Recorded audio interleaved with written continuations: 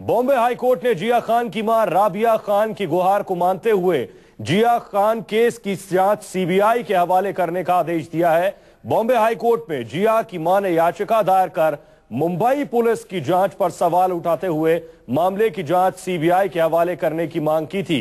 इससे पहले कोर्ट ने कहा था कि जिया की मौत हत्या या आत्महत्या, ये सच सामने आना चाहिए।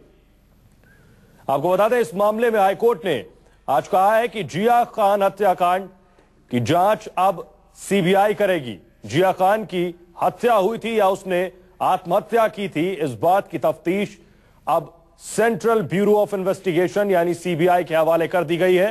3 जून 2013 को एक्ट्रेस जिया खान ने खुदकुशी की थी अपने घर, जुहू स्थित अपने घर पर। उसके बाद इस मामले में सुसाइड नोट भी सामने आए थे।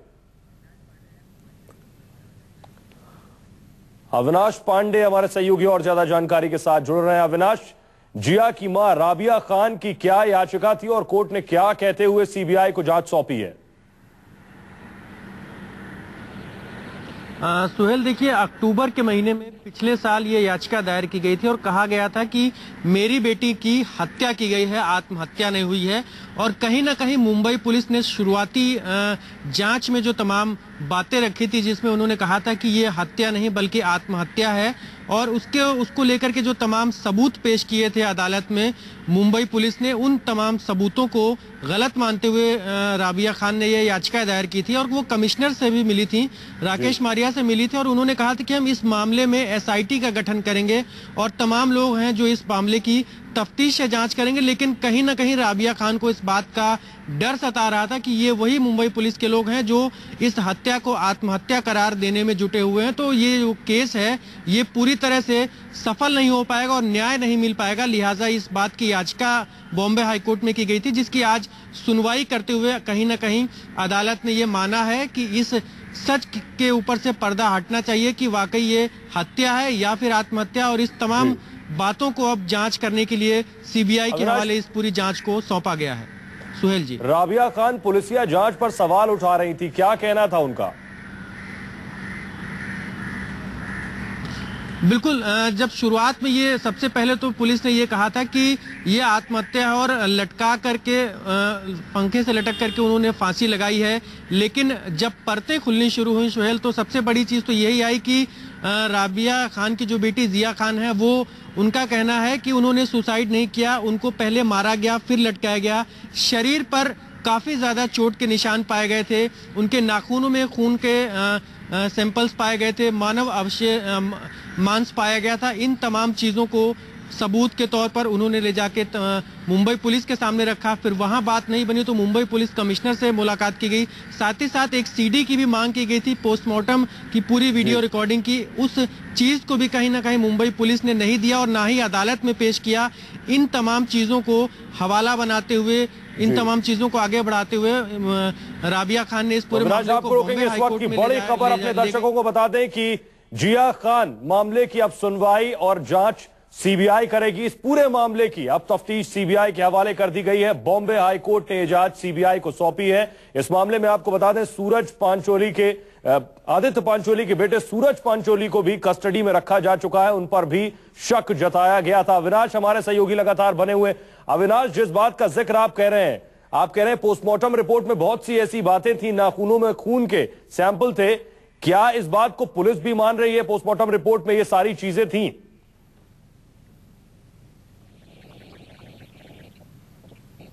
बात को लेकर के जो पूरी की पूरी लड़ाई यहां तक पहुंची वो इन्हीं तमाम बातों को लेकर के है। पुलिस जहां एक तरफ शुरुआत से कह रही है कि आत्महत्या का मामला है और जिया खान ने खुदकुशी की है, फांसी लगाई है उन्होंने, लेकिन जो राबिया खान का कहना है उन तमाम चीज़ों को, उनका ये कहना है कि ये जो चीज़ें हैं ये पुलिस ने अपनी रिपोर्ट में इंक्लूड नहीं की हैं।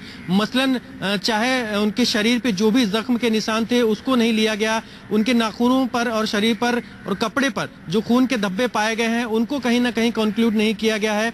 साथ ही साथ उनके नाखूनों में जो मानव मांस का अवशेष पाया गया था उस चीज़ को इंक्लूड नहीं किया गया है। तो ये तमाम चीजें थी जो पुलिस ने अपनी जांच रिपोर्ट में ठीक से नहीं रखा था, और कहीं ना कहीं इन्हीं तमाम बातों को, लूपहोल्स को आधार बना करके राबिया खान ने इस पूरे मामले में पुलिस का स्टैंड क्या था? पुलिस ने अपनी रिपोर्ट में किन बातों को शामिल किया? क्योंकि आदित्य पंचोली के बेटे सूरज पंचोली को भी इस मामले में कस्टडी में रखा गया।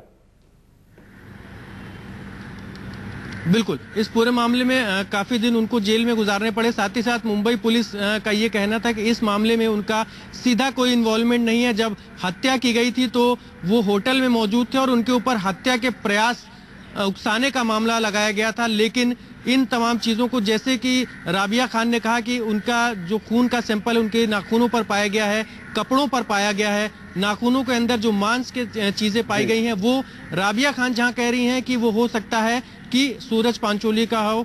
लेकिन वहीं जो सुसाइड नोट 7 जून को बरामद हुआ था, अविनाश, जो सुसाइड नोट बरामद हुआ था, क्या वो सूरज पंचोली को कटघरे में खड़ा कर रहा था? यकीनन जो आत्महत्या को लेकर के सुसाइड नोट था, वो चीज भी इस पूरी बहस में बॉम्बे हाईकोर्ट में रखा गया है, और उन तमाम चीजों को भी बॉम्बे हाईकोर्ट ने कहीं ना कहीं माना है। और इन्हीं तमाम बातों को सबूत के तौर पर मानते हुए हाईकोर्ट ने कहा है कि इस बात को आगे बढ़ाया जाए और सीबीआई इस मामले की जांच करे, क्योंकि कहीं ना कहीं जो पीड़ित पक्ष है उसको मुंबई पुलिस की जांच पे भरोसा नहीं था, और सीबीआई जांच अब इस मामले की करेगी। और हो सकता है कि ये जो अभी तक मामला चल रहा है कि ये हत्या है या फिर आत्महत्या है, इस पर से पर्दा हट पाएगा। लेकिन जिस तरह से सुसाइड नोट में तमाम बातों का जिक्र था, उन तमाम चीजों को इस मामले में लिया गया है, और अब आगे जांच सीबीआई करेगी और पता चलेगा कि आखिर सच क्या है। और 3 जून 2013 को जिया खान का शव जुहू स्थित उनके घर पर मिला था। उसके बाद उनकी मां पहुंची, मां उस वक्त घर पर नहीं थी। 7 जून को जिया खान का वो सुसाइड नोट मिला जिसमें उन्होंने बहुत सी बातों का जिक्र किया था, और जो सवाल खड़े कर रहा था आदित्य पंचोली के बेटे के खिलाफ, सूरज पंचोली के खिलाफ। उन्हें डिटेन किया गया था, हिरासत में लिया गया था। सूरज पंचोली से भी इस पूरे मामले में पूछताछ की गई थी। जिया खान की मां का कहना है कि उनकी बेटी ने खुदकुशी नहीं की, उसकी हत्या की गई है। लेकिन पुलिस की यह दलील है कि जिया खान ने आत्महत्या की है। अविनाश, अब सीबीआई इस मामले में इन्वेस्टिगेशन को किस तरह से आगे बढ़ाएगी? देखिए, अभी मामला ट्रांसफर होगा सीबीआई को। सबसे पहले तो जितनी अहम चीजें हैं, जितने अहम सबूत हैं, वो तमाम चीजें अब यहां से लिए जाएगा और मुंबई पुलिस से लेगी सीबीआई। और तमाम जो गवाह हैं, जो चीजें हैं, और चाहे वो राबिया खान हो या फिर इस मामले में जितने और भी लोग जुड़े हुए हैं, वो तमाम पुलिस वाले, इन सभी से अब सीबीआई भी पूछताछ कर सकती है और इनके अलग से बयान दर्ज किए जाएंगे और फिर से पूरा प्रोसीजर शुरू किया जाएगा। तभी ये जो केस है इस पर से पर्दा हट पाएगा। अविनाश, इस पूरे मामले में सीबीआई को अगर इस पूरे मामले में सूरज पंचोली का स्टैंड क्या रहा है? ये कहा गया कि सूरज पंचोली से उनके साथ संबंध रहे हैं। बिल्कुल, जिस तरह से सूरज पंचोली के साथ संबंध भी रहे, और ये तमाम बातें जिया खान ने अपने सुसाइड नोट में भी कही थी कि उनके बीच में पिछले कुछ अरसों से ठीक नहीं चल रहा है। उनके जो बॉयफ्रेंड हैं सूरज पंचोली, वो उनके साथ ठीक से बर्ताव नहीं कर रहे हैं, मारपीट करते हैं। ये तमाम बातें उन्होंने रखी।